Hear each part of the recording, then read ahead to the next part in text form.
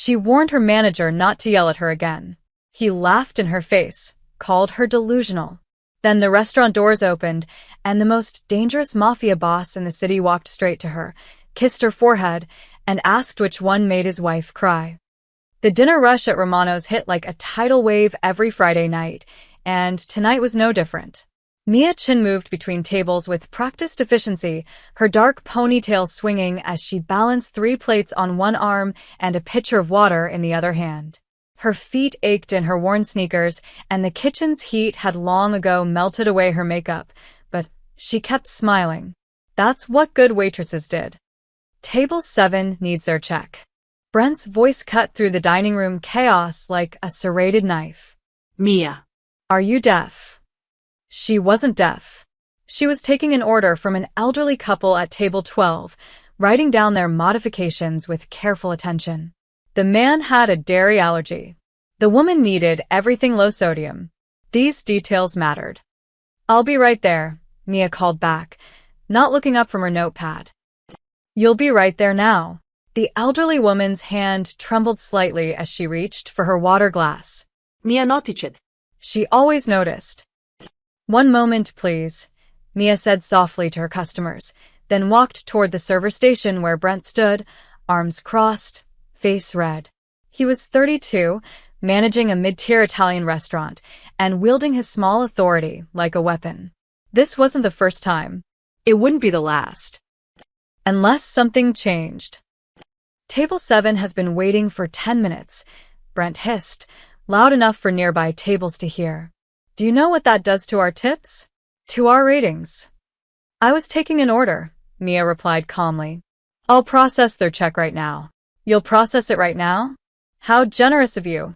Brent's voice climbed higher. Other servers glanced over, then quickly looked away. Nobody wanted to be next.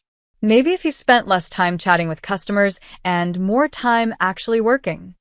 I am working, Brent. Don't interrupt me. His palm slammed on the counter, making the receipt printer jump. A fork clattered to the floor. 2 nearby tables fell silent. This is the 3rd time this week you've fallen behind. If you can't handle the pressure, maybe you should find somewhere else to work. Plenty of people would kill for your position. Mia set down her notepad very carefully. She'd covered Sarah's shift on Monday when her daughter got sick. She'd stayed an extra 3 hours on Wednesday when Tommy called out. She'd opened the restaurant for the past 6 days straight because Brent kept scheduling her that way, knowing she never complained. But everyone had limits. Brent, Mia said quietly, meeting his eyes. Please don't yell at me again. He blinked, surprised by her directness. Then he laughed, a sharp, mocking sound that carried across the restaurant. Please don't yell at you. What are you going to do? Report me to corporate? He leaned closer, emboldened by her silence. Let me tell you something, sweetheart. This is MY Restaurant. I decide who stays and who goes. And right now, you're on very thin ice. My husband won't like it, Mia said simply. The words hung in the air for a heartbeat. Then Brent threw his head back and laughed even harder. His face turned purple. He had to grip the counter for support. Your husband? He wheezed between guffaws. Oh, this is rich. What's he going to do, come down here and fight me? Brent turned to Marcus, the line cook watching through the kitchen window. Hey, Marcus. Did you hear that? Her husband won't like it. Marcus didn't laugh. He looked nervous. Brent was on a roll now, playing to an audience of uncomfortable staff members. Let me guess, he's real tough, right? Maybe he's a lawyer? No, wait, a bodybuilder? Or maybe, he gasped dramatically, maybe he's in the Mafia? A few customers shifted in their seats. The hostess, Jenny, suddenly became very interested in her reservation book. Mia's expression didn't change. She simply looked at Brent with those dark, calm eyes that had seen more than most people could imagine. When she spoke, her voice was barely above a whisper, but somehow everyone heard it. I warned you. You warned me. Brent wiped tears from his eyes. Oh, I'm terrified. What's he going to do, have me whacked? Send the boys after me. He made exaggerated quotation marks with his fingers. Delusional. You're absolutely delusional. Now get back to work before I... The restaurant's front door opened. The change in atmosphere was immediate and visceral. The ambient noise, silverware clinking, conversations flowing, soft Italian music from the speakers, all of it seemed to dim. It was as if someone had turned down the volume on life itself. A man stepped inside. He wore a charcoal suit that probably cost more than Mia made in 3 months. His dark hair was styled with careless precision, and his face could have been carved from marble, beautiful in a cold, dangerous way. He moved with the fluid grace of a predator, unhurried but purposeful. But it wasn't his appearance that made customers freeze mid-bite. It wasn't the way his black eyes swept across the room, cataloging every face, every exit, every potential threat. It was the 2 men who followed him in. Large, Silent. watchful. And it was the absolute certainty that this man did not belong in a place like Romano's unless he had a very specific reason to be there. He found that reason immediately. His gaze locked onto Mia, and his entire demeanor shifted. The coldness melted into something softer, though no less intense. He crossed the dining room in 6 long strides, navigating between tables with practiced ease, ignoring every single person in his path. Brent's laughter died in his throat. The man reached Mia and, without a word, without hesitation, pressed a kiss to her forehead. His hand cradled the back of her head with infinite gentleness. "Mi amore," he murmured, his accent placing him somewhere between old-world Italy and new-world power. "Is he the reason you called me?" "Adrian, I didn't," Mia started. "Which one?" Adrian asked, his voice silk over steel. Mia sighed. "I didn't call you. How did you even?" "You didn't need to call." Adrian's thumb traced her cheekbone. "I sensed something was wrong." Behind them, someone dropped a knife. It clattered against a plate with a sound like a gunshot. Jenny the hostess had gone pale as milk. Marcus had disappeared entirely from the kitchen window. And Brent stood frozen, his mouth opening and closing like a suffocating fish, because he'd just heard someone whisper a name he recognized from news reports he shouldn't have been reading. Adrian Russo. The man supposedly negotiating peace between the 5 families. The man with a reputation written in blood and silence. Adrian's attention slowly, inexorably, turned toward Brent. He didn't say anything. He didn't need to. His eyes asked a single, terrible question. Mia touched her husband's arm. "It's fine. I handled it." "Did you?" Adrian's voice remained soft, almost gentle. That made it worse somehow. "I warned him," Mia said quietly. "And did he listen?" The silence stretched like razor wire. The silence in Romano's felt alive, breathing with tension. Somewhere in the kitchen, a timer beeped 3 times before someone finally shut it off. No one moved. No one spoke. Every eye in the restaurant fixed on the scene unfolding by the server station. Adrian Russo stood perfectly still, his hand resting on Mia's shoulder with casual possession. His expression remained pleasant, almost curious, as he waited for an answer that everyone knew wouldn't come. Brent's face had cycled through several colors, red from laughter, white from shock, and now a sickly gray that suggested his body was having trouble deciding between fight or flight. His mouth worked soundlessly, producing nothing but small, choked gasps. "Mia asked you a question earlier," Adrian said conversationally, as if discussing the weather. "She asked you not to yell at her. I'm curious, do you typically ignore reasonable requests from your staff?" I didn't." Brent's voice cracked. He cleared his throat, tried again. "Mr. Russo, You know who I am." Adrian's smile didn't reach his eyes. "Interesting.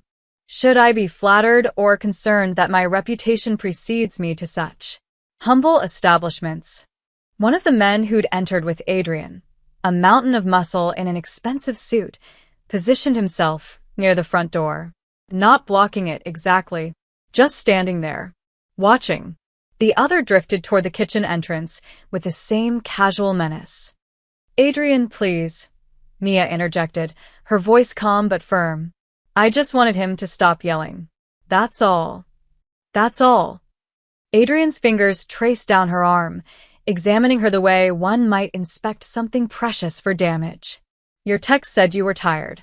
You've worked 6 days straight. He turned his gaze back to Brent. Is this true? We're short-staffed, Brent stammered. Everyone's been pulling extra shifts. Everyone. Adrian glanced around the restaurant.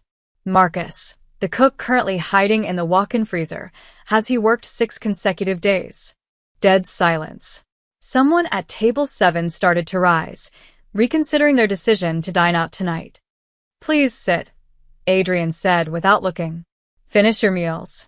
I'm told Romano's makes an excellent osso buco. His tone held genuine warmth, the kind that made people obey without understanding why. This won't take long. The customer's Saturday. Jenny, Mia called softly to the hostess. Check on the kitchen? Make sure they're okay. Jenny practically ran, grateful for the escape. Adrian watched her go, then returned his attention to Brent, who had begun backing toward the office door. I wouldn't, Adrian advised. The door locks from the inside. If you trap yourself in there, my associate will need to retrieve you, and he's not as gentle as I am. The mountain by the front door didn't smile, but something flickered in his expression. Agreement, maybe. Or anticipation. Brent froze. Now then, Adrian straightened his cuffs, a gesture of studied nonchalance. My wife, you did know Mia is my wife, has made it clear she wishes to handle this herself. I respect that. But I need you to understand something. He took one step forward. Just one. Brent pressed himself against the counter. Mia chose to work here because she wanted a life separate from mine. A normal life, she called it.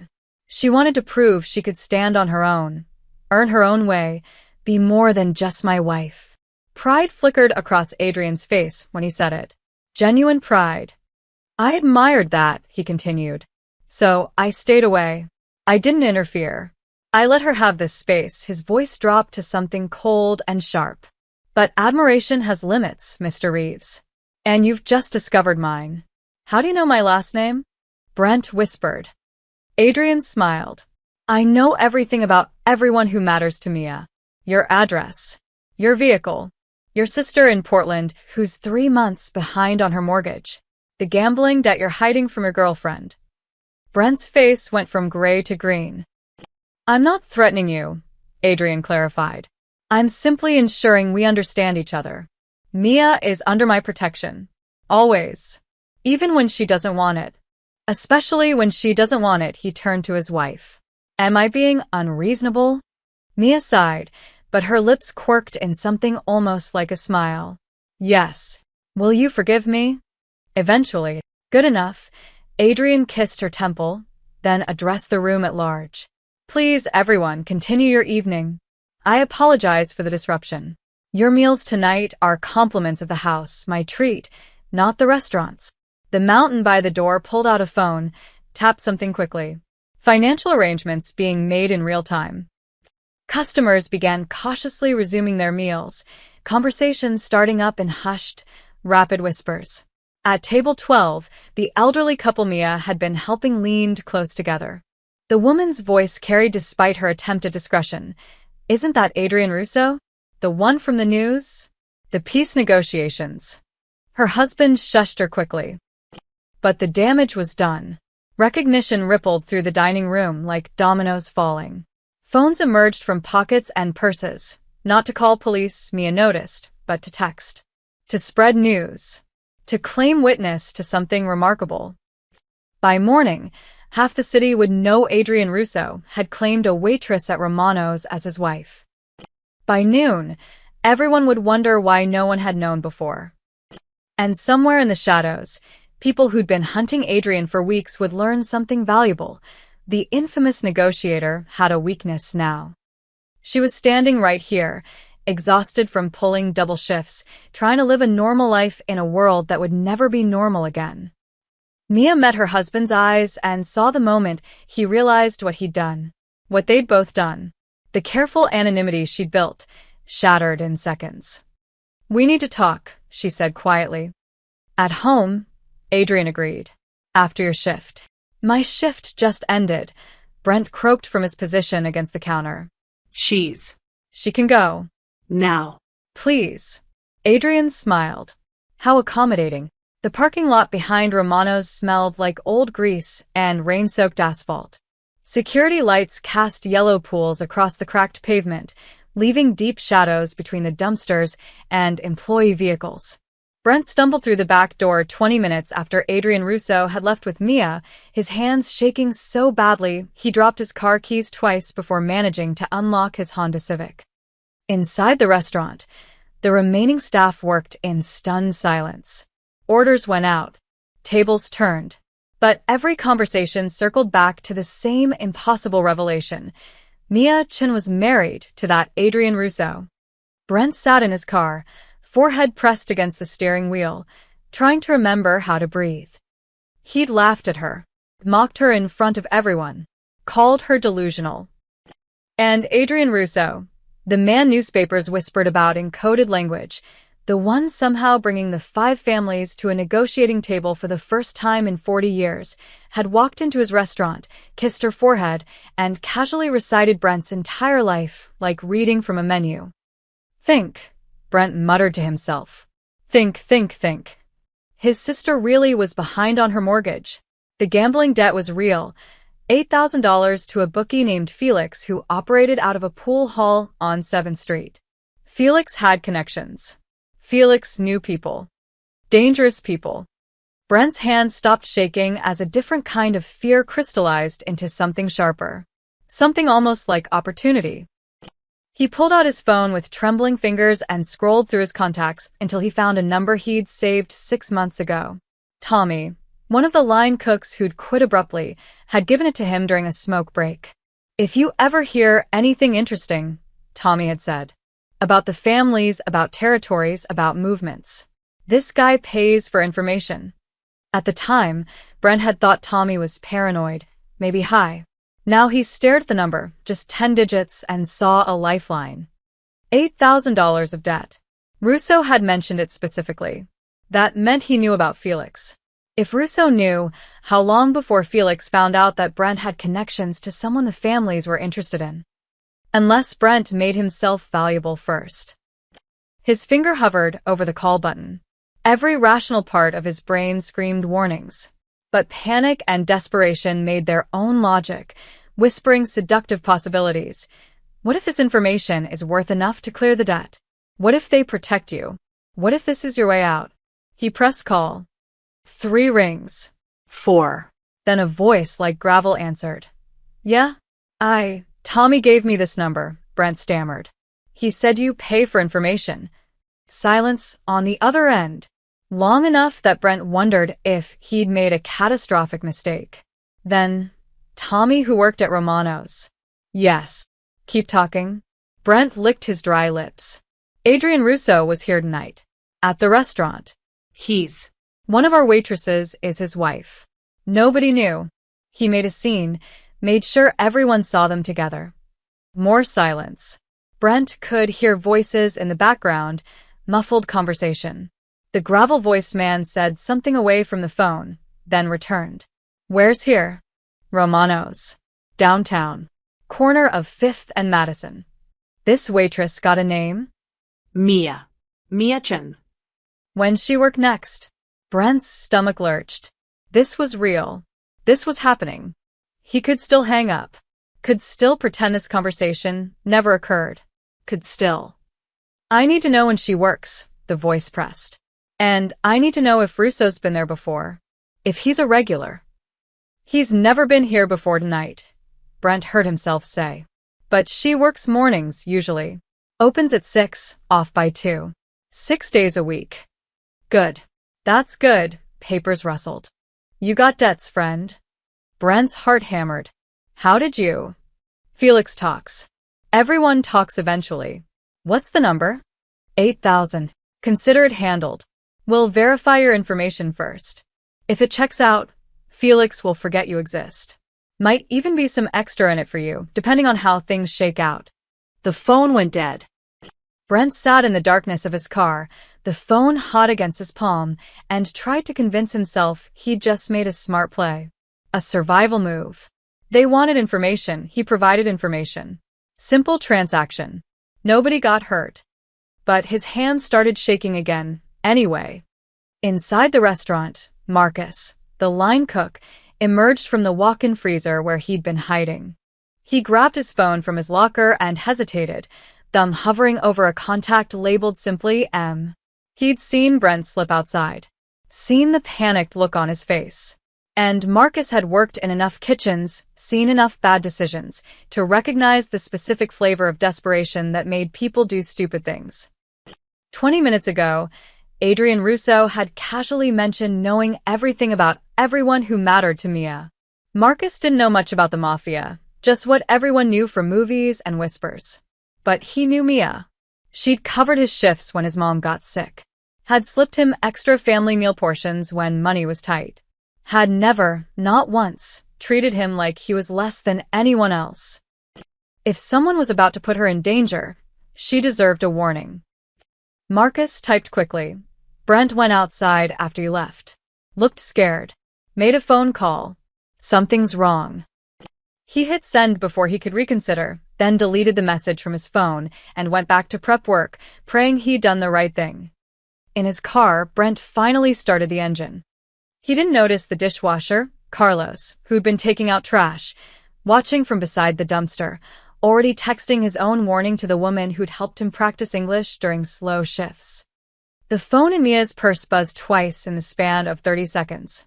And across the city, in an office that didn't officially exist, someone circled an address on a map and smiled. The penthouse apartment overlooked the city, like a throne room surveying its kingdom. Floor-to-ceiling windows displayed the glittering sprawl of downtown, where lights twinkled like earthbound stars. Inside, the decor balanced elegance and comfort, leather furniture, dark wood, art that was beautiful without being ostentatious. This was a home, not a showroom. Mia had insisted on that. She stood by those windows now, still wearing her work clothes, her reflection ghostly against the night sky. Behind her, Adrian poured 2 glasses of wine with careful precision, though she noticed his hands weren't quite steady. "You're angry," he said quietly. "I'm not angry," Mia turned to face him. I'm tired, Adrian. "There's a difference." He crossed the room and offered her a glass. She took it but didn't drink. They stood there, close but not touching, until Adrian finally broke. "I shouldn't have come to the restaurant." "No, you shouldn't have." "But I couldn't," he set his glass down and ran a hand through his hair, destroying its careful styling. "Mia, I felt it. Something was wrong. You were in pain, or afraid, or—" "I was frustrated," she interrupted gently. "My manager was being a jerk. That's all. It didn't require a dramatic rescue." "I know that now. Do you?" She searched his face. "Because from where I stood, it looked like you were ready to hurt him. In front of everyone. In front of customers and coworkers who'd never done anything except work alongside me." Adrian's jaw tightened. "He humiliated you." "So, I was handling it." Mia set her wine down and took his hands. "I was handling it, Adrian. That's what normal people do. They have bad bosses and they handle it without," she gestured vaguely, "without bringing an entourage." Despite everything, Adrian's lips quirked. "They're not an entourage. They're security. They're terrifying. They're supposed to be." His smile faded. "Mia, I need to tell you something. Something I should have told you weeks ago." The shift in his tone made her stomach drop. She'd heard that voice before, the one that meant complications, danger, the kind of news that changed everything. "What happened?" she asked. Adrian led her to the sofa. They sat, and he kept hold of her hands like she might disappear if he let go. Outside, a police siren wailed in the distance, then faded into the city's constant hum. "The peace negotiations," Adrian began. "They're real. They're actually happening. 5 families, 1 table, talking instead of killing. It's unprecedented." "I know." "You told me." Mia had been cautiously optimistic when Adrian first mentioned the talks. She'd grown up on the fringes of this world. Her father had been an accountant for the Marconi family before a heart attack took him when she was 16. She knew what peace would mean, what it could change. What I didn't tell you, Adrian continued, is that not everyone wants peace. There are factions within each family who profit from the war. Drug territories, gambling operations, protection rackets, they all depend on maintained boundaries and consistent threats. Peace disrupts the ecosystem. Someone's trying to stop the negotiations, Mia concluded. Someone's trying to kill me, Adrian said it flatly, like reporting the weather. 3 attempts in the past month. 1 bombing, they hit my car, but I'd switched vehicles that morning. 1 sniper, missed by 6 inches. And 1 attempted poisoning at a supposedly neutral restaurant. Mia's hands tightened on his. 6 inches. My head moved. I was checking my phone, he smiled without humor. Reading your text about the lunch special at Romano's, actually. You saved my life with a description of chicken parmesan. She didn't laugh. Adrian, this is serious. I know it's serious. That's why I've had people watching you. Discreetly, he added quickly, seeing her expression. Not interfering, just observing. Making sure no one connects you to me. But tonight I destroyed 6 months of careful separation in under 60 seconds, Adrian finished.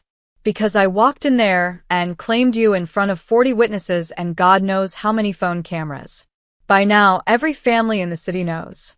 And more importantly, every faction trying to sabotage the peace talks knows. The weight of it settled over Mia like a cold blanket. She'd wanted privacy, normalcy, a life where she was just Mia, not Mrs. Russo, not the Mafia wife, not the woman who had to wonder if her husband would come home each night. But she'd married Adrian knowing who he was, what he was, and some part of her, the part that had grown up watching her father move through that shadow world with quiet competence, had always known the separation was temporary. You didn't marry a man like Adrian Russo and get to stay invisible forever. Tell me about the factions, she said. Adrian blinked. What? The people trying to stop you. Who are they? What do they want? And more importantly, how do we protect the people at Romano's? She met his eyes steadily. I built relationships there, Adrian. Marcus, Jenny, Carlos, they're not soldiers or gangsters. They're just people trying to get by. And now I've painted a target near them. Mia. So we protect them, her voice hardened with decision. We do this right. You tell me everything, and we figure out how to keep innocent people out of your war. Adrian studied her for a long moment, and something shifted in his expression. The guilt transformed into something else. Recognition, maybe. Or remembrance of why he'd married this particular woman in the first place. All right, he said. Everything. He started talking. And Mia's phone, forgotten on the coffee table, buzzed again with 2 more warnings she hadn't yet seen. The morning sun turned Romano's front windows into mirrors of gold. Saturday mornings were usually quiet, a handful of regulars nursing coffee, maybe an early lunch crowd starting around 11. Jenny unlocked the doors at 9:45, 15 minutes early, because Mr. Patterson always arrived at 10 sharp and got upset if he had to wait outside with his walker. But today felt different. Jenny couldn't explain it exactly. Maybe it was the way the street seemed too empty for a Saturday. Or the black sedan that had been parked across the street for 20 minutes, with its engine running. Or maybe it was just residual anxiety from last night, when the most dangerous man in the city had kissed Mia's forehead and turned their ordinary restaurant into the set of a mob movie. She turned on the lights, flipped the sign to open, and tried to shake the feeling crawling up her spine. The feeling got worse when 2 men in dark suits entered at exactly 10 o'clock, beating Mr. Patterson by 30 seconds. They didn't look like regular customers. Too alert, too watchful. Their eyes swept the restaurant with professional efficiency, cataloging exits, counting tables, noting the kitchen entrance, and the hallway leading to the bathrooms and office. One of them, older with silver threading through his black hair, smiled at Jenny with practiced warmth that never reached his eyes. Good morning, he said. We're from the health department. Routine inspection. Jenny's hand froze on the hostess stand. We weren't notified about an inspection. Surprise visits, the younger one said. He was broad-shouldered, with a scar cutting through his left eyebrow. That's how we catch violations. You understand. I should call my manager. No need to disturb anyone yet, the older man's smile widened. We'll just do a quick walkthrough first. Standard procedure. Won't take more than 20 minutes. Everything about this was wrong. Jenny had worked at Romano's for 3 years. She'd seen actual health inspectors. They came in pairs sometimes, yes, but they wore badges. They carried clipboards. They introduced themselves by name and showed identification before they started examining anything. These men had no badges. No clipboards. Nothing except suits that probably cost more than her monthly rent. I really should, Jenny started. The front door opened. Mr. Patterson shuffled in with his walker, breathing hard from the effort. Morning, Jenny girl, he wheezed. Coffee ready. Morning, Mr. Patterson. Jenny grabbed a menu, like a lifeline. Your usual table? You know it. As she helped him settle into his corner booth, the one with the view of the street and the cushioned seat that was easier on his hip, Jenny felt the two men watching. Not threatening, exactly. Just present. aware. The older one waited until she returned to the hostess stand. We'll start with the kitchen, he said pleasantly. Then the storage areas, bathrooms, office. Like I said, 20 minutes. You just go about your business. They walked past her without waiting for permission. In the kitchen, Marcus was prepping vegetables for lunch service. He looked up when the two men entered, knife pausing mid-chop. Health inspection, the older man announced. Marcus's eyes narrowed. Brent didn't say anything about an inspection. Surprise visit, the younger one was already examining the prep area, but his attention seemed more focused on the layout than the cleanliness. He checked the back door, noted the deadbolt, tested the handle, peered out the small window into the alley. That door needs to remain accessible during business hours, he said. Fire code. It's not locked, Marcus replied carefully. Good. Good. The man moved to the dry storage area, opened the door, looked inside for exactly 3 seconds, then closed it. He wasn't checking inventory or temperatures or any of the things actual inspectors checked. He was mapping the space. Marcus set down his knife slowly and wiped his hands on his apron. Every instinct screamed danger. He'd grown up in a neighborhood where you learned to recognize predators, not by what they said, but by how they moved. These men had that particular stillness, that coiled readiness. The office is through there? The older man pointed at the hallway. You have to ask Jenny, Marcus said neutrally. Right.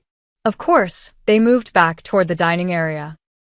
Marcus waited until their footsteps faded, then pulled out his phone. He couldn't text Mia, not directly, not after last night. But Jenny. Jenny was smart. Jenny would know what to do. He typed quickly. Those aren't inspectors. Something's wrong. In the dining room, Jenny's phone buzzed in her pocket. She couldn't check it with the two men standing right there, now examining the bathroom hallway with the same false interest. Does this door lock from inside? The younger one asked, testing the women's bathroom door. Yes, Jenny said. Her voice came out smaller than she intended. And the office also locks. Show me. It wasn't a request. Jenny led them down the hallway, her hands trembling as she pushed open the office door. Brent's disaster of paperwork covered the desk. Invoices, schedules, supply orders. The two men barely glanced at it. Instead, they checked the small window overlooking the side alley, tested its lock, noted the filing cabinets. Does your manager keep employee files? The older man asked casually. Names, addresses, schedules?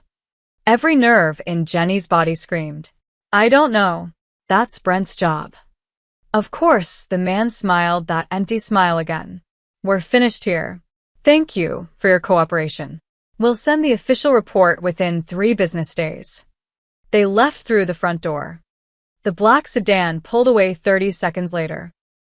Jenny stood frozen in the office doorway, finally pulling out her phone with shaking hands. Marcus's text glowed on her screen. Below it, she found Mia's number. Mia had given it to all the staff after she'd started, insisted they could text her if they needed coverage or help. Jenny typed, Please come. Something's off. Two men just came in pretending to be inspectors. They were mapping the restaurant. I'm scared. She hit send, then added, I'm sorry to bother you. I didn't know who else to call.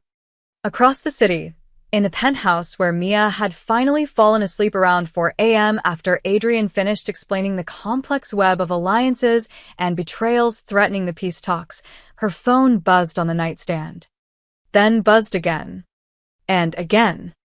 Mia read the texts in the back of Adrian's car, her thumb scrolling through the growing thread of messages. Marcus's warning about Brent's phone call, Carlos's concern about strange men watching the restaurant, and finally Jenny's frightened plea about the fake inspectors. Turn around, she said quietly to the driver. Adrian, seated beside her reviewing documents on a tablet, looked up sharply. What? Romano's. We need to go there now, she handed him her phone. His expression darkened as he read. No. Absolutely not. Adrian. This is exactly what they want. They scout the location, you show up playing hero, and they have leverage. He handed back her phone. I'll send a team. You stay here where it's safe. Safe. Mia's voice stayed calm but gained an edge. Adrian, these people work minimum wage.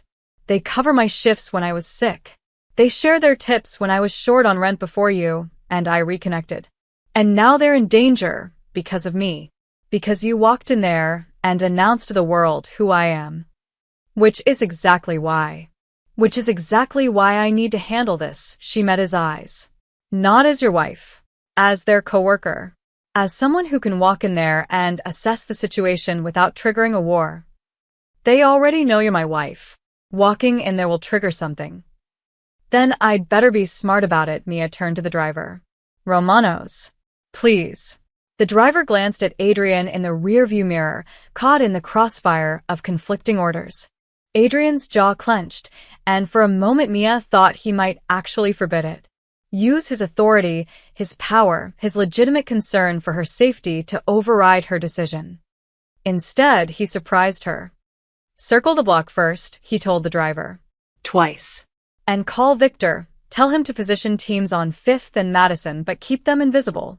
No vehicles that scream security, he turned back to Mia. You go in alone. 5 minutes. If anything feels wrong, you leave immediately. And you wear this, he reached into his jacket and pulled out what looked like an expensive watch. I have a watch, Mia said.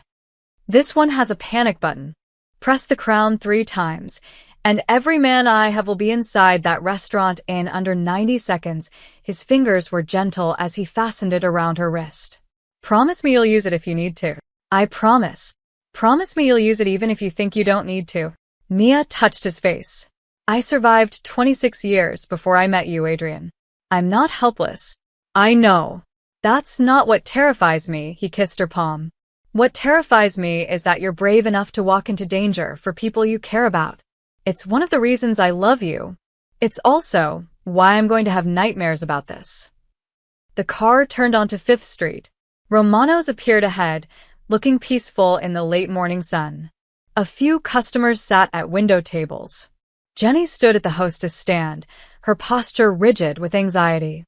2 minutes, Adrian said as the car pulled to the curb. I am counting. Mia stepped out before he could change his mind. The restaurant felt different the moment she walked through the door. Not physically, same tables, same decor, same smell of garlic and tomato sauce. But the atmosphere had shifted. Jenny's face flooded with relief when she saw Mia, then immediately clouded with guilt. I'm so sorry, Jenny whispered. I shouldn't have bothered you. I just didn't know. You did exactly right, Mia squeezed her hand. Tell me what happened. Everything.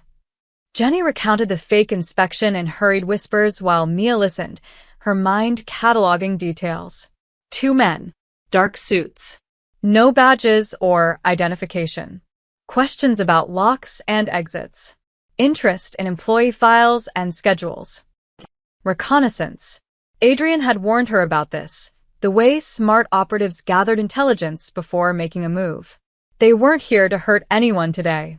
They were planning for tomorrow, or next week, or whenever the opportunity presented itself. The back door opened. Marcus emerged from the kitchen, relief crossing his features when he saw Mia.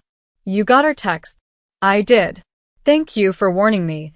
She kept her voice low, aware of the customers who might be listening. "The men who came in, did they say anything else? Ask about anything specific?" "Just mapping the place," Marcus said. "Like they were planning something." "Mia, I grew up on 7th Street. I know what it looks like when people are casing a location." Mia nodded slowly. 7th Street. That was Castellano territory, one of the families most resistant to Adrian's peace negotiations. The connection clicked into place like a key in a lock. "Is Brent here?" she asked. Jenny shook her head. "Called in sick. First time in 3 years. Because Brent knew something was coming. Because he'd made that phone call, and now he was hiding either from guilt or fear or both." The front door opened. An older couple entered, chatting pleasantly about the weather. Normal. Everything needed to appear normal. "Listen carefully," Mia said quietly. "Both of you, and tell Carlos and anyone else working today. If those men come back, you cooperate. You don't challenge them. You don't ask questions. You just do what they say. Understand?" "But," Jenny started. "They're not here to hurt staff. They're here because of me." Mia pulled out her phone and opened a new group chat, adding Marcus, Jenny, and Carlos. "This is a direct line to me. Anything unusual, anyone suspicious, you text immediately. I'll handle it." "How?" Marcus asked bluntly. "No offense, Mia, but those guys were serious. And after last night, everyone knows you're connected to." "I know exactly who I'm connected to," Mia interrupted, her voice taking on a quality neither of them had heard before. "Cool." Assured. The voice of someone who'd grown up learning to navigate dangerous waters. "Which means I know how to handle this. But I need you to trust me." They both nodded, though uncertainty lingered in their eyes. Outside, Adrian checked his watch for the 3rd time, his hand hovering near his phone, ready to send in his team at the first sign of trouble. Inside, Mia stood at the hostess stand and made a decision. She couldn't keep hiding, couldn't keep pretending she was just an ordinary waitress when that fiction endangered everyone around her. If someone wanted to use Romanos to get to Adrian, they'd have to go through her first. And Mia knew things about this world that most wives didn't. Useful things. Dangerous things. It was time to stop running from who she was. The abandoned shipping yard on the east side looked like a graveyard for industrial ambitions. Rusted containers stacked 3 high, weeds cracking through concrete, the skeletal remains of loading cranes reaching toward a gray sky. It was the kind of place the city had forgotten, which made it perfect for meetings that officially didn't happen. Adrian Russo stood in the center of a cleared space between containers, surrounded by 6 men he'd known for years. These weren't muscle, they were his inner circle.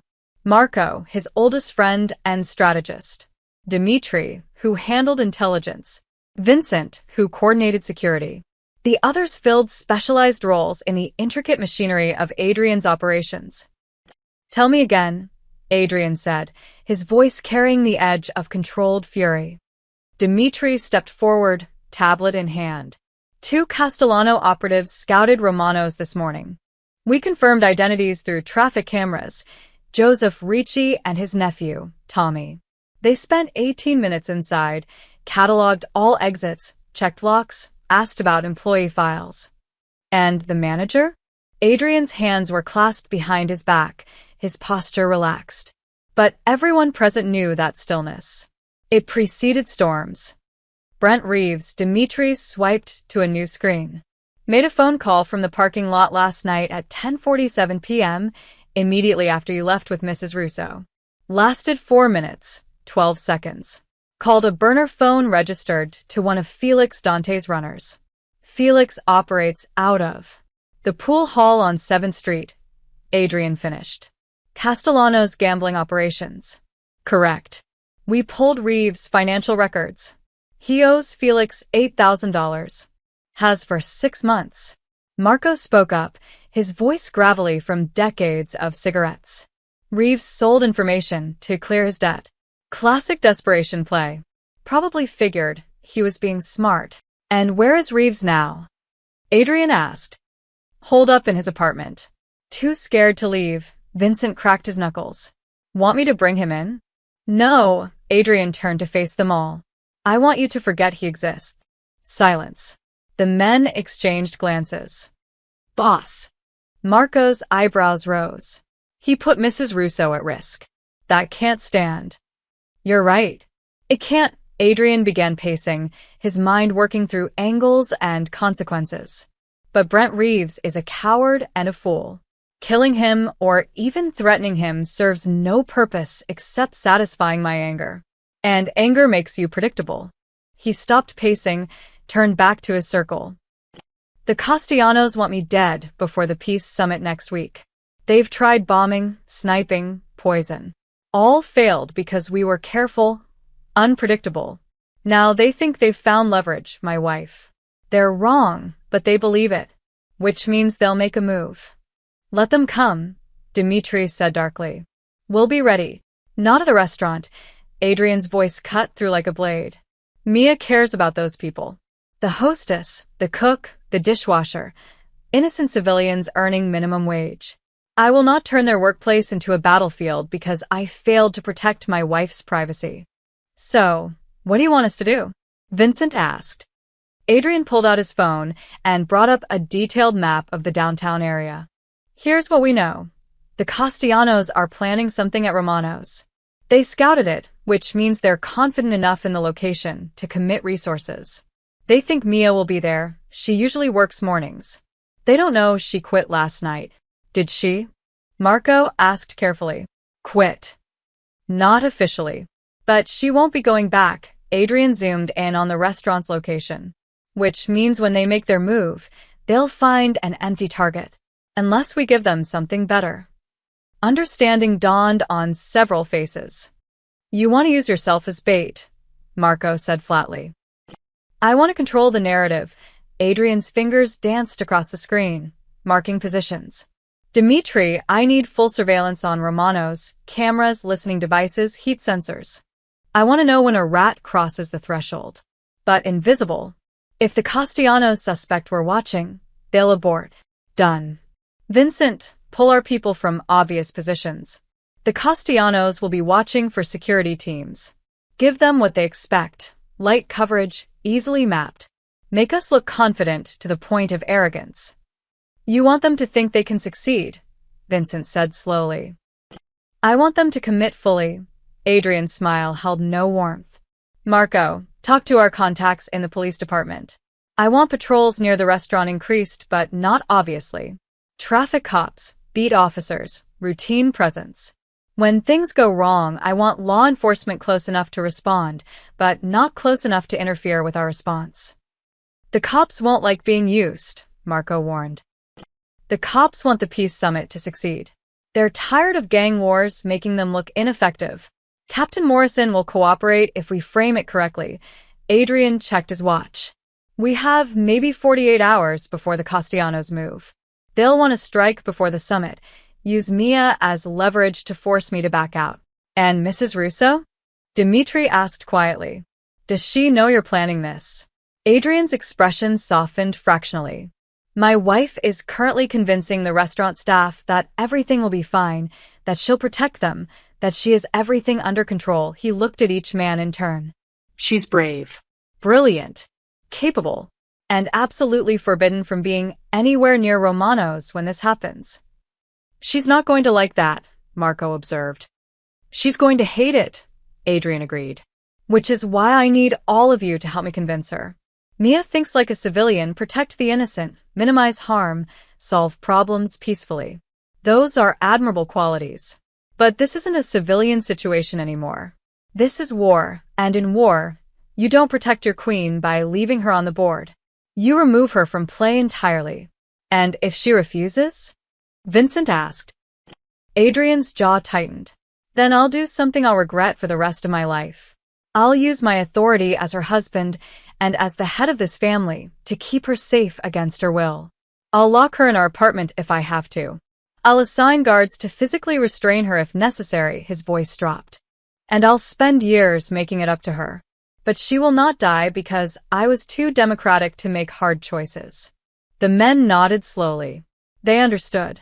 Love and leadership sometimes required cruel kindness. One more thing, Adrian said. The staff at Romano's, the hostess, cook, dishwasher, everyone. I want 24-hour protection on all of them. Discreet but thorough.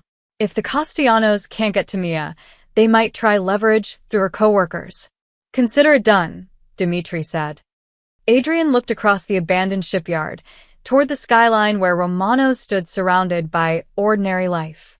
His phone buzzed, a text from Mia saying she was home, safe, that she'd talked to the staff. He typed back, "Good. We need to talk when I get home." Her response came immediately about keeping me locked up for my own safety. Adrian closed his eyes. She knew him too well. About keeping you alive, he wrote back. Everything else is negotiable. Brent's apartment smelled like stale pizza and fear. Empty beer bottles lined the coffee table, and the curtains stayed drawn despite the afternoon sun trying to push through. He sat on his couch in the same clothes he'd worn yesterday, phone clutched in his sweaty palm, jumping at every sound in the hallway. It had been almost 24 hours since the phone call. Since he'd sold information about Adrian Russo's wife for the promise of debt forgiveness and maybe some extra cash. At the time, sitting in his car outside Romano's with his heart hammering, it had seemed like the smart play. The only play. Now, watching shadows move under his door, Brent wondered if he'd made the worst decision of his life. His phone buzzed. Unknown number. Brent's thumb hovered over the screen for 3 rings before he finally answered. Hello. Mr. Reeves, the voice was different from last night. Smoother, educated, with an accent that suggested old money and older grudges. My associates visited your restaurant this morning. Very helpful, that information you provided. Good. That's good, Brent's voice cracked. So, we're square? Felix and I... Oh, Felix has been taken care of. Your debt is cleared. You have my word. Relief flooded through Brent's chest, so intense it was almost painful. Thank you. I appreciate. However, there's been a complication. The relief evaporated instantly. What kind of complication? Brent asked carefully. The kind where Adrian Russo is now aware someone provided intelligence about his wife. He's very protective, as you might imagine, and very thorough. It's only a matter of time before he traces the leak back to you. Brent's apartment suddenly felt very small, very exposed. But I didn't. I just told you when she worked. That's it. That's all. That's all. The voice carried amusement now, dark and dangerous. Mr. Reeves, you provided the location, schedule, and identity of the wife of the man trying to unite 5 criminal families under one peace agreement. Do you understand what that information is worth? What people would pay for it? What they'd do with it? I didn't mean... Intentions don't matter. Actions do. And your actions have put you in a very precarious position to pause. Fortunately, we can help each other. Brent's stomach lurched. How? Adrian Russo will come for his wife. Not immediately. He's too smart for that. But he'll position her somewhere he thinks is safe while he deals with threats. We need to know where. We need to know his patterns, his security arrangements, his movements over the next 48 hours. I don't know any of that. Brent nearly shouted. I'm just a restaurant manager. I don't know anything about Russo except what everyone knows. Then I suggest you learn quickly, the voice hardened. You have contacts at the restaurant. The hostess, the kitchen staff. They're in contact with Mrs. Russo. We know this. We've been monitoring communications. You're going to reach out to them.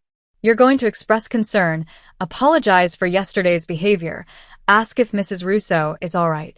They won't tell me anything. They think I'm a coward who sold out his employee? Yes, they probably do.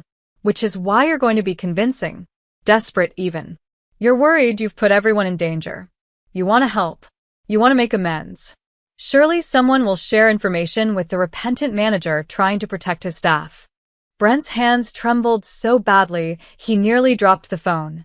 And if I refuse, then you're no longer useful to us. And when you're no longer useful, you become a liability. Liabilities get eliminated, Mr. Reeves. Usually in ways that look like unfortunate accidents. Gas leaks are common in old apartment buildings, aren't they? The blood drained from Brent's face. Through his window, for stories up, he could see the street below. A black sedan sat parked across from his building. Same one that had been there this morning. Same one that had been there all night. They were watching him. I'll try, Brent whispered. I'll reach out to the staff. Don't try. Succeed. You have 12 hours. We'll be in touch. The line went dead. Brent sat frozen on his couch, the phone burning in his palm like a hot coal. Every decision he'd made in the past 24 hours had seemed logical at the time. Clear his debt. Make some extra money. Provide harmless information to people who probably already knew most of it anyway. But each decision had led him deeper into a maze with no exit. Now he was trapped between Adrian Russo, a man with the resources and ruthlessness to destroy anyone who threatened his wife, and the Castellano family, who apparently saw Brent as a disposable tool in their larger plans.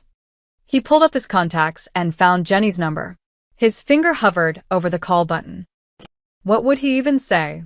Hey, I know I humiliated Mia and then sold information about her to a crime family, but I'm wondering if you could tell me where she's staying so these nice people don't kill me. His phone buzzed again. A text this time, from another unknown number. No words, just a photograph. Brent's sister stood outside her house in Portland, unloading groceries from her car. The photo was time-stamped 15 minutes ago. The angle suggested someone had been standing across the street, watching her. The message was clear. We can reach anyone you care about. Brent felt bile rise in his throat. He ran to the bathroom and vomited, his body rejecting the fear and guilt and absolute certainty that he was going to get people killed. When he finally stopped heaving, he washed his face with shaking hands and looked at himself in the mirror. The man staring back was pale, hollow-eyed, defeated. 24 hours ago, he'd been a restaurant manager with a gambling problem. Now he was caught between warring factions and a conflict he barely understood, with no good options and no way out. Brent pulled out his phone and started typing a message to Jenny. Deleted it. Started again. Deleted it again. Finally, he threw the phone across the bathroom. It hit the tile wall and clattered into the tub, screen cracking but still functional. He couldn't do this. Couldn't betray Mia again. Couldn't put Jenny and Marcus and everyone else in danger just to save his own worthless skin. But the alternative was watching his sister pay for his mistakes. Brent slid down the bathroom wall and sat on the cold tile, head in his hands, trying to find a third option in a situation that only offered two terrible choices. Outside his building, the black sedan waited patiently. Inside it, two men watched the windows and waited for Brent Reeves to make his next move. They had 12 hours. One way or another, they'd get what they needed. The alley beside Romano's was narrow and perpetually damp, a forgotten slice of urban decay between the restaurant and an accounting firm that closed at 5. Street lights barely penetrated the gloom, and the dumpsters created natural blind spots, perfect for an ambush. 3 men waited in the shadows at 7 p.m., exactly when Mia usually finished her evening shifts. They'd been there since 6:30, checking sight lines, confirming the intel from the morning's reconnaissance. Joseph Ricci, the older operative who'd posed as a health inspector, checked his watch for the 5th time. She should be here by now, Tommy, his nephew, muttered. The manager said she works nights on Saturdays. The manager's information is 2 days old, Joseph replied. Things change. We wait. The third man, Bruno, shifted his weight impatiently. He was younger, eager, the kind who thought violence solved problems faster than patience. What if Russo moved her? What if she's not coming? Then we adapt, Joseph's tone suggested the conversation was over. Inside Romano's, the dinner rush was winding down. Marcus worked the grill with mechanical efficiency, but his attention kept drifting to his phone tucked in his apron pocket. No messages from Mia since this morning. That should have been comforting. It meant nothing was wrong. Instead, it made his shoulders itch with unease. Jenny cleared table 6 and noticed something odd. A customer at table 2, middle-aged man, eating alone, hadn't touched his osso buco in 20 minutes. He just sat there, nursing wine, watching the door. His suit was expensive. His hands were scarred. She'd worked restaurants long enough to know the difference between a diner and someone waiting. Her phone buzzed in her pocket. She checked it discreetly. A text from Carlos, the dishwasher. 2 men outside back door. Not smoking. Just standing. Something wrong. Jenny's pulse kicked up. She glanced at the man at table 2. He was watching her now, a slight smile on his face. He knew she'd noticed. And he didn't care. This wasn't about catching Mia at work. This was about something else. Jenny walked to the kitchen with forced calm. Marcus, we have a problem. He looked up from the grill. What kind of problem? The kind where I think we're about to be in the middle of something very bad. She showed him Carlos's text, then nodded toward table 2.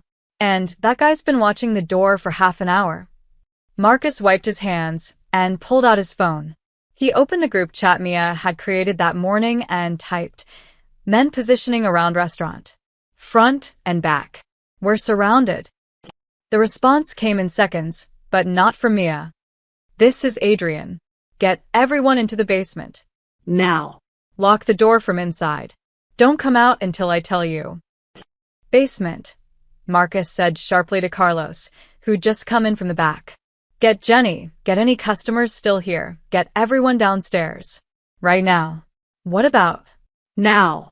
The urgency in Marcus's voice killed any questions. Carlos ran to the dining room. Jenny was already moving toward the customers, her voice professional but firm. "Excuse me, folks, we're having a gas leak issue. Nothing dangerous, but we need everyone to move to the basement temporarily. Just a precaution." The man at table 2 stood slowly. "I don't smell gas. It's odorless at this concentration," Jenny lied smoothly. "Building inspector's orders." "Please, sir." He studied her face, then smiled. "Of course. Safety first." But he didn't move toward the basement stairs. He moved toward the front door and locked it from inside, flipping the close sign. Jenny's blood turned to ice. "Change of plans," the man said pleasantly, pulling a gun from under his jacket. "Everyone stays right here." In the alley, Joseph's radio crackled. "Package is secure. No sign of the target." "What do you mean no sign?" Joseph demanded. "She's not here. Mrs. Russo isn't in the building. Just staff and a few customers. Luca's got them contained inside." Joseph swore viciously. They'd been watching the restaurant all day.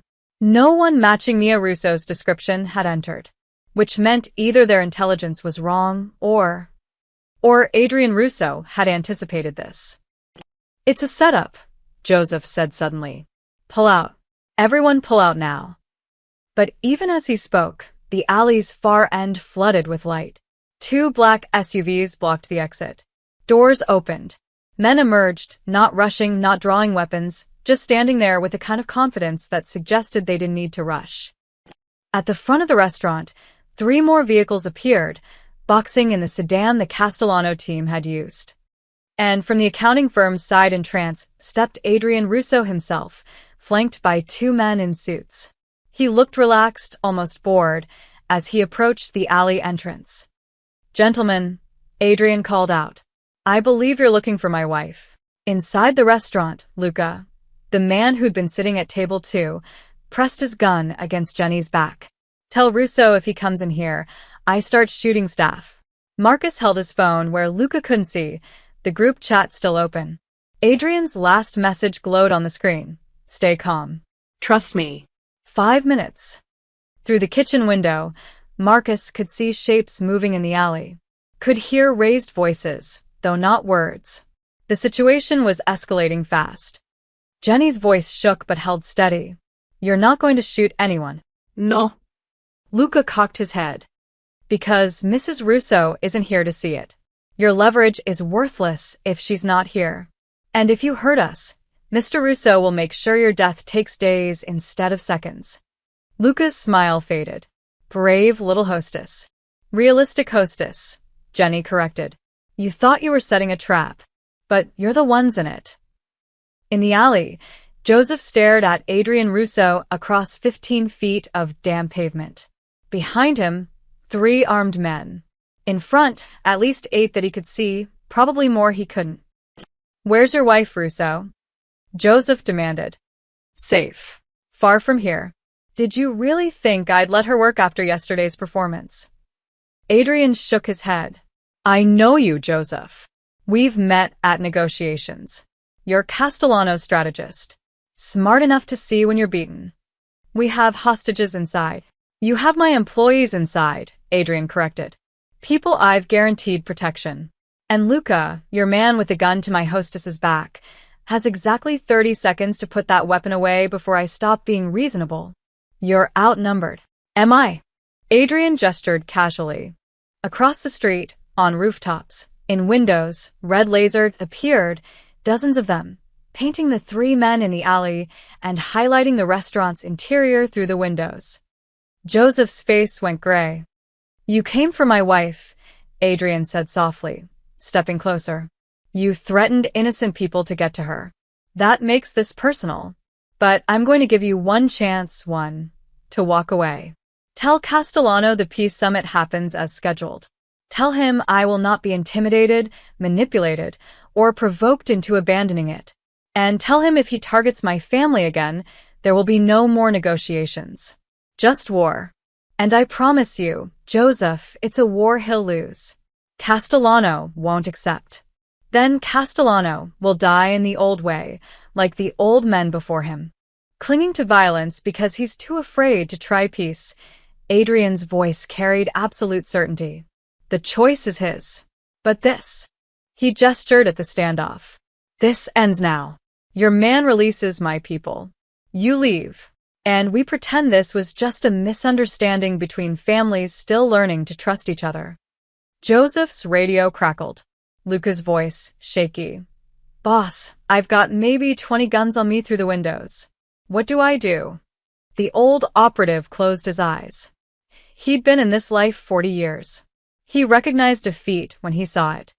"Stand down," Joseph said into the radio. "Release them and come out." Inside Romano's, Lucas slowly lowered his gun. "Lucky night for you," he told Jenny. "Lucky night for you," she replied. "You get to live." The 23rd Precinct Police Station smelled like burnt coffee and institutional cleaning products. Fluorescent lights hummed overhead, casting everything in a sickly pale glow. At 11 p.m. on a Saturday night, the holding area buzzed with the usual chaos: drunk and disorderly, domestic disputes, petty theft. And Brent Reeves, sitting in an interview room, looking like a man who'd aged 10 years in 2 days.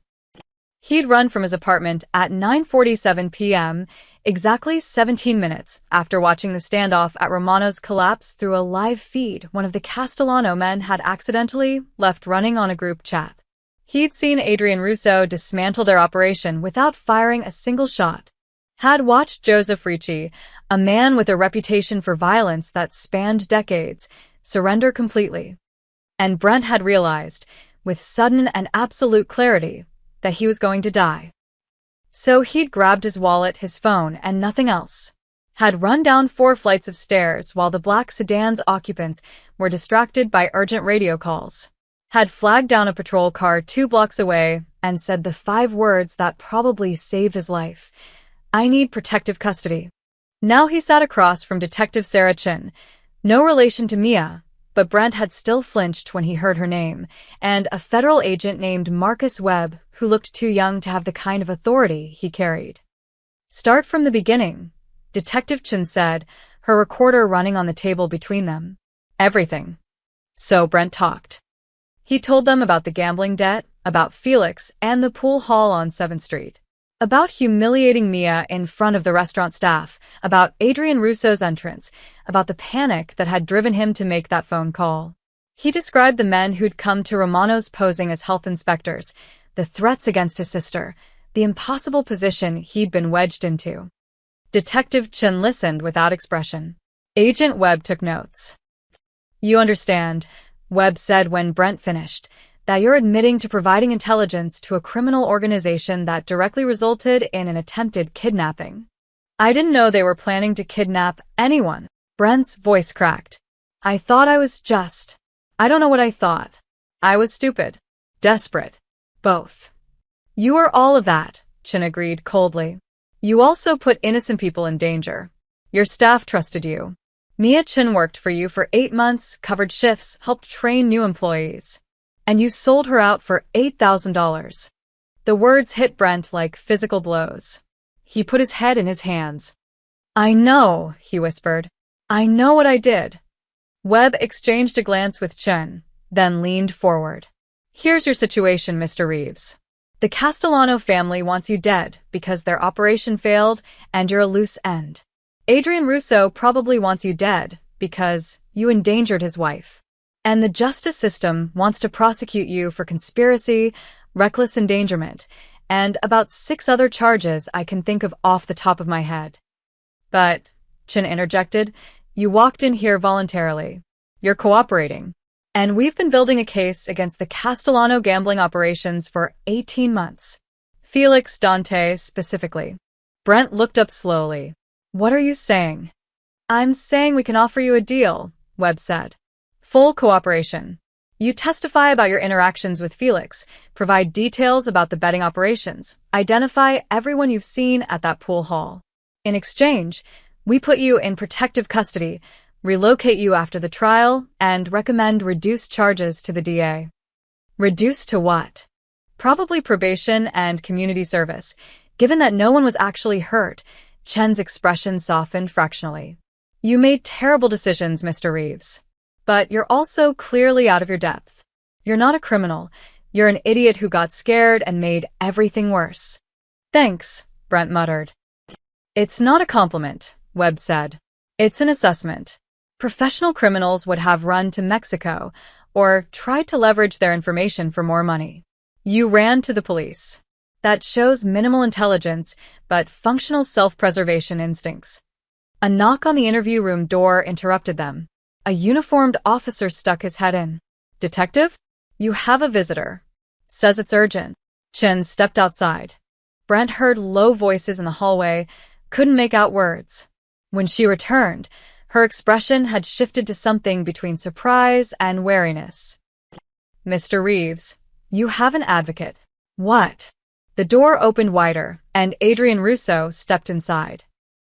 Brent jerked back, so hard his chair scraped against the floor. Webb's hand moved instinctively toward his service weapon, then relaxed when Adrian held up both hands in a peaceful gesture. Detective Chen. Agent Webb, Adrian nodded to each. I apologize for the intrusion. I was told Mr. Reeves was here seeking protection. How did you? Webb started. Captain Morrison and I have been coordinating on security for the Peace Summit next week. He mentioned an interesting development. Adrian's gaze settled on Brent, who looked ready to crawl under the table. I wanted to address it personally. Mr. Russo, Chen said carefully, if you're here to threaten a witness.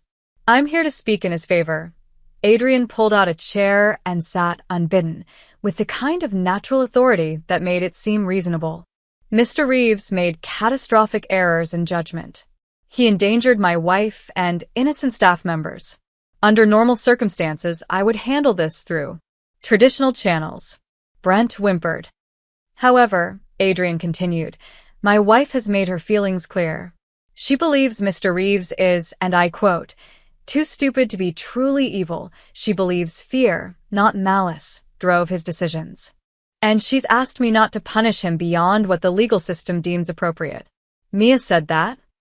Brent whispered. She also said you were a terrible manager who consistently favored male employees over female ones, took credit for their ideas, and created a hostile work environment. Adrian's smile held no warmth. So her mercy comes with conditions. You resign from Romano's effective immediately. You never contact any former employee. You attend the therapy and substance abuse counseling the court will undoubtedly mandate. And you spend the rest of your life understanding how fortunate you are that my wife has a better nature than I do.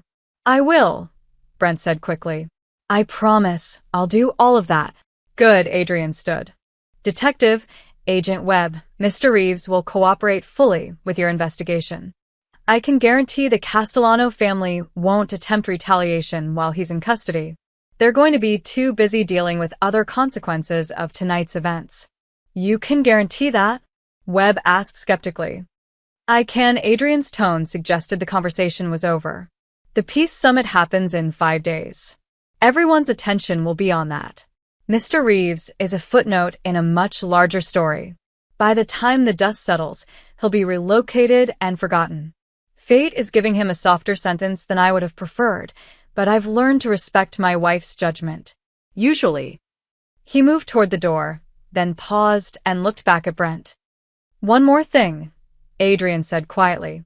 If you ever speak about my wife again to press, to friends, to anyone, I will reconsider my leniency. Clear? Crystal, Brent croaked. Adrian left, his footsteps fading down the hallway. The interview room sat in stunned silence for a long moment. Finally, Webb let out a long breath. Well, that was bizarre. That was Adrian Russo sparing someone's life, Chin corrected. Trust me, Reeves, you just witnessed a miracle. Don't waste it. Brent nodded numbly, understanding with absolute certainty that he'd just been given a second chance he didn't deserve. And somewhere across the city, in a penthouse overlooking the glittering lights, Mia Russo received a text from her husband. It's done. He lives. You were right. Fear makes people unpredictable. Mercy makes them loyal. I'm learning. She smiled and typed back. Come home. We have a summit to prepare for. The rooftop garden of Adrian's penthouse was Mia's favorite place in the city. 42 stories above street level, surrounded by carefully tended planters of jasmine and lavender, it offered a view that stretched from the harbor to the distant hills. On clear nights like this, the city looked almost peaceful, a constellation of lights hiding all the violence and desperation that pulsed through its streets.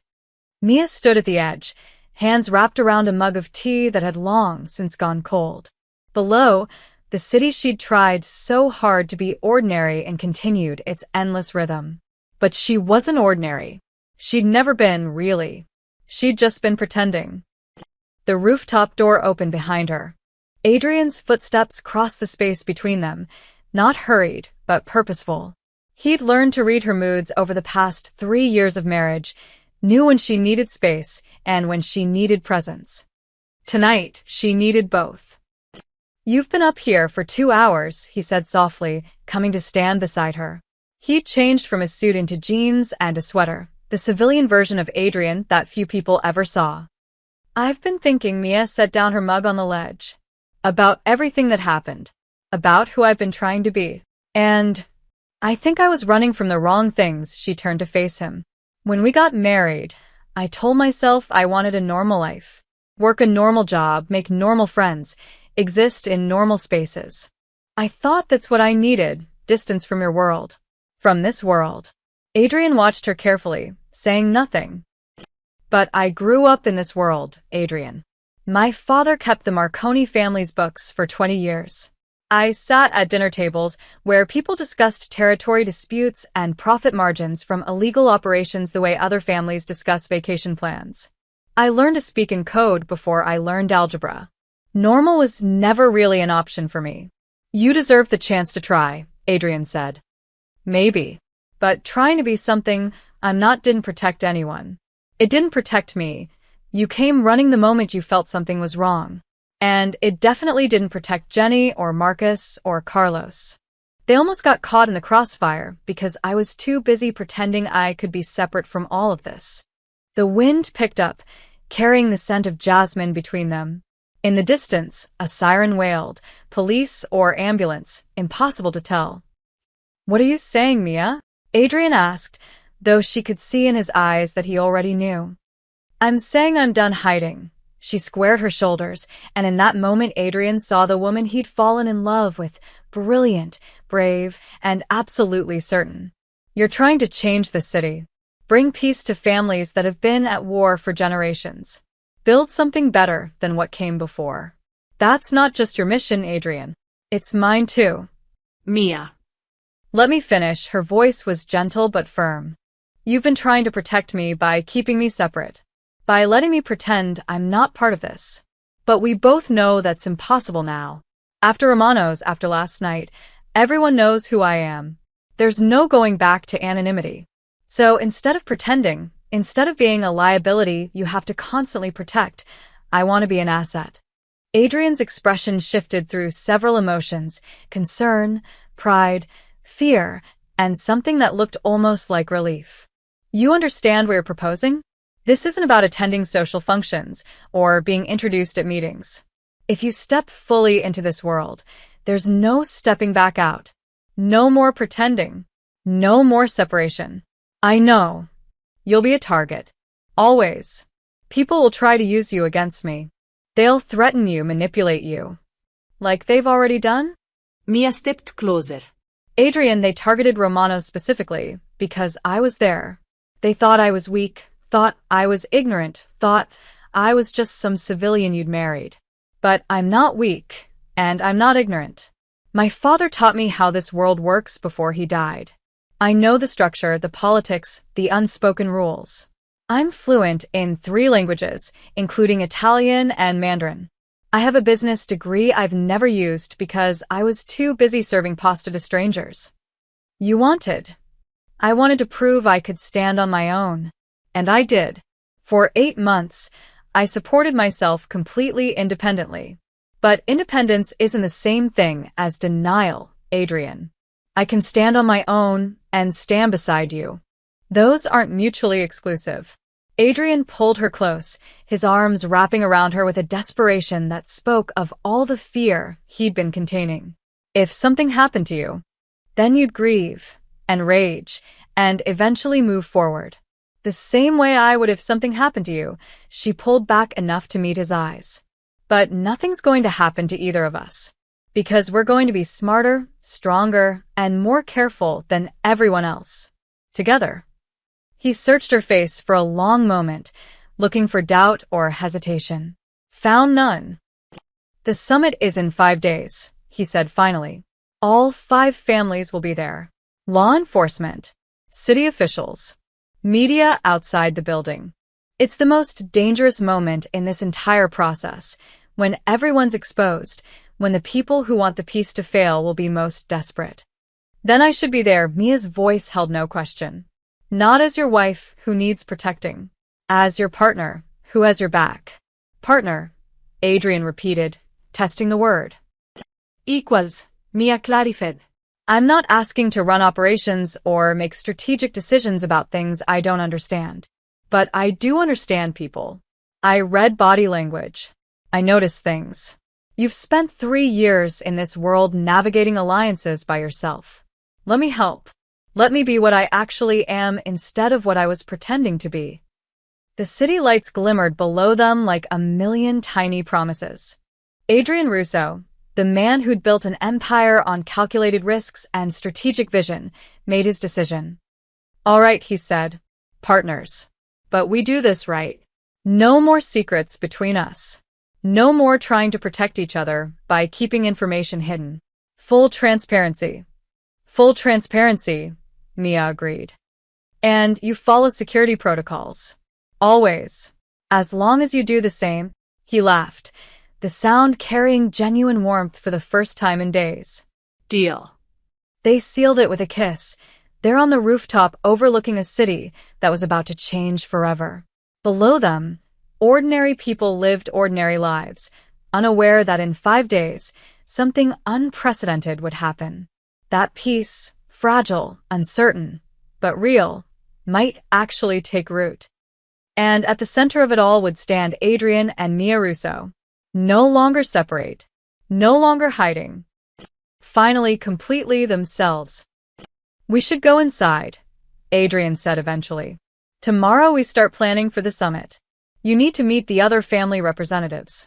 Learn the dynamics. Tomorrow, Mia agreed. Tonight, just hold me for a while. So he did, there under the stars, while the city breathed below them and the future waited with patient inevitability. The girl who'd served pasta while dreaming of normalcy was gone. In her place stood a woman ready to help reshape the criminal underworld into something better. Or at least something less destructive. It was a start. The city courthouse stood like a monument to justice, all marble columns and bronze doors, built in an era when civic architecture meant something.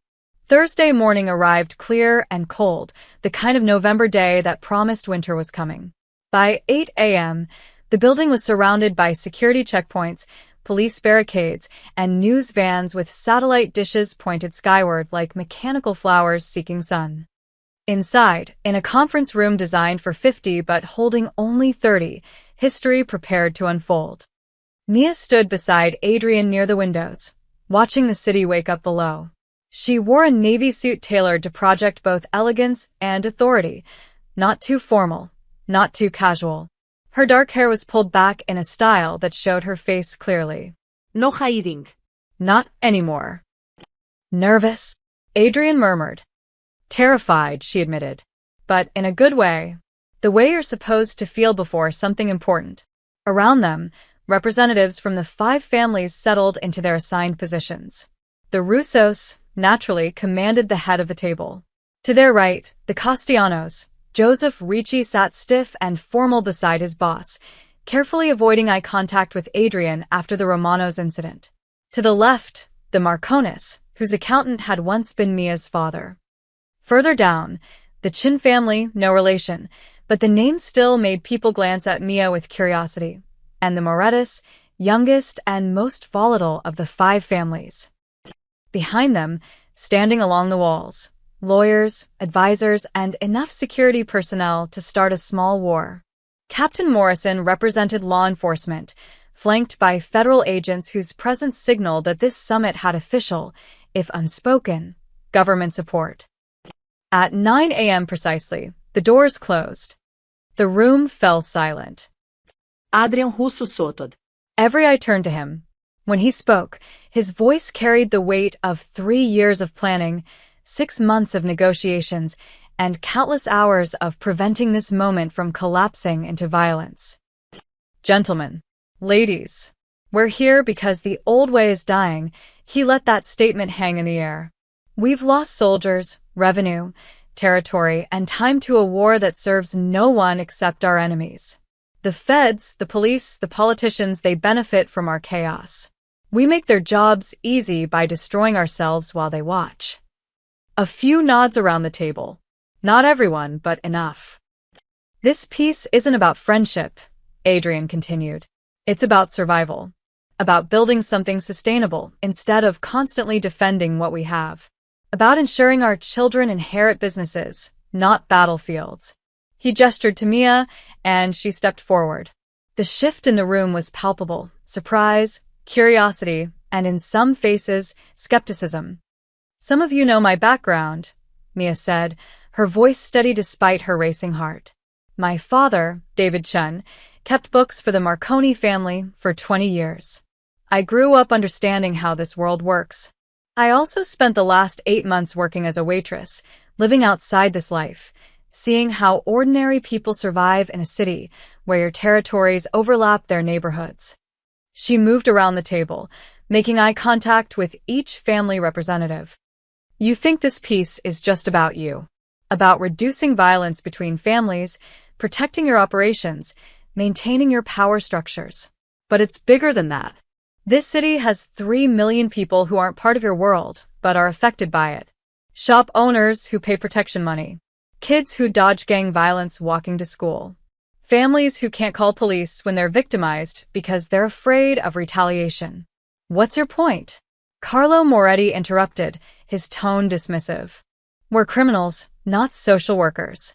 My point, Mia said calmly, is that if you want this peace to last, it can't just be a treaty between families. It has to be something the city supports.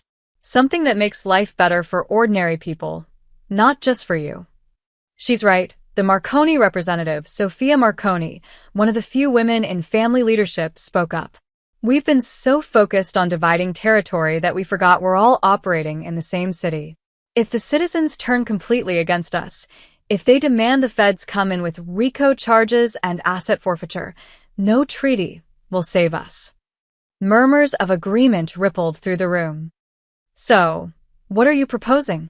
Joseph Ricci asked carefully. Adrian stepped forward again, standing beside Mia. Partners. We're proposing a new model.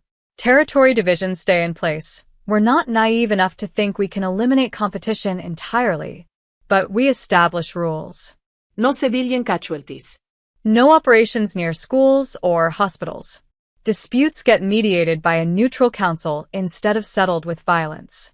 And we invest in the city, legitimate businesses, community programs, things that give us a stake in the city's success instead of just its exploitation. That's ambitious. Castellano himself spoke for the first time, his voice like gravel and smoke. Maybe impossible. So was getting all 5 families in one room without a shootout, Adrian countered. Yet here we are. Silence. Then slowly, Sofia Marconi stood. The Marconis support this proposal. With conditions to be negotiated, but fundamentally, we support it. One by one, the other families voiced their agreement. Some enthusiastic, some grudging, but all present. All committed to trying. Captain Morrison stepped forward with a formal agreement, pages of dense legal language that had taken months to draft. Each family representative signed. Each signature felt like a small miracle. When the last name was inscribed, when the witnesses had added their marks, Adrian took Mia's hand. "Ladies and gentlemen," he said, "we've just changed the future." Outside, the press was informed that a historic agreement had been reached. Details would be released gradually. But the core message was clear: the 5 families were choosing peace. The reaction was immediate and divided. Some celebrated. Some were skeptical. Some predicted it would collapse within months. But for now, in this moment, it was real. Mia and Adrian left the courthouse through a side entrance, away from cameras, and climbed into their car. As they pulled away from the curb, Mia looked back at the building where something unprecedented had just occurred. "Do you think it'll last?" she asked. "I think it'll last as long as enough people want it to," Adrian replied. And for the first time in this city's history, that might actually be enough people to matter. She laced her fingers through his. "What now?" "Now we build something. Not just territories or operations or power structures," he met her eyes. "Something better. Together." "Together," Mia echoed. The car merged into traffic, 2 people who'd found each other across different worlds now moving forward in the same one. Behind them, the courthouse stood witness to a promise made in good faith. Ahead, the city sprawled in all its complicated glory, still dangerous, still difficult, but maybe, just maybe, ready for something new. And Mia Russo, who'd once served pasta and dreamed of normalcy, smiled as she realized she'd found something better than normal. She'd found purpose. 6 months later, Romano's reopened under new management. Marcus ran the kitchen. Jenny managed the floor. Carlos trained as a line cook. And on the wall by the entrance hung a small plaque, in memory of second chances. Nobody laughed at anyone there anymore. And on Friday nights, when the rush hit hardest and the dining room filled with the clatter of life, a black car occasionally parked across the street. Its occupants never entered, never made a scene. They just watched, making sure the people inside, ordinary people living ordinary lives, stayed safe. Some promises, once made, became permanent. This was one of them.